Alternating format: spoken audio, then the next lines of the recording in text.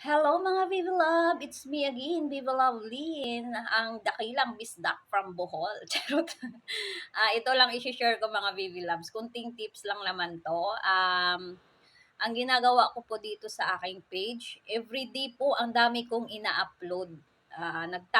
Nagtataka kasi yung iba bakit ang bilis daw ng followers ko ngayon, before ang bagal ng usad. Before kasi guys, ang ginagawa ko, hindi ako masyadong nagko-content before, mahina ako sa pag-upload. Nung tinry kong mag-focus sa content, tinry kong gumawa ng content, ilang ilang videos yung na-upload ko everyday. Doon po nag-boom yung aking followers. So try nyong gawin mga VV Labs. Wala pong masama kahit hindi po muna kayo lumabas sa inyong bahay. Lumabas is mag-engage or mag-support. Mag-focus po kayo sa sarili nyong content. Yan po talaga ang pinaka the best way para maka-reach kayo ng followers. Mas maganda po yung marami kayong na-upload everyday. At kung kayo ay hirap sa content, mas mabilis pong kumuha ng mga content through TikTok.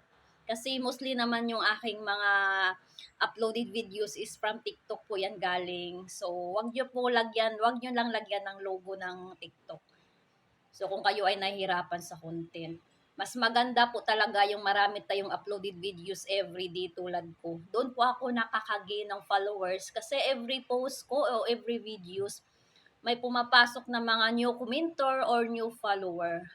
At yun naman ay talagang pina-follow back ko. So, doon po ako nakakagain ng followers. So, try nyo mga VV Loves, mag-focus muna kayo sa content nyo. Mag-iba-iba kayo ng content, huwag kayo mag-focus sa isang content. Gawin yung mix or remix yung mga content nyo. Kung saan kayo mas marami ang viewers, tsaka kayo doon mag-focus sa content na yun. So, try lang ha. Wala pong masamang mag-try. Share to inspired lang to sa akin kasi ganyan po ang ginagawa ko ngayon. Hindi naman ako totally masyadong lumalabas ngayon, nagsusupport. Ang ginagawa ko lang talaga ngayon mag-upload ng mga content, videos, or mag-focus sa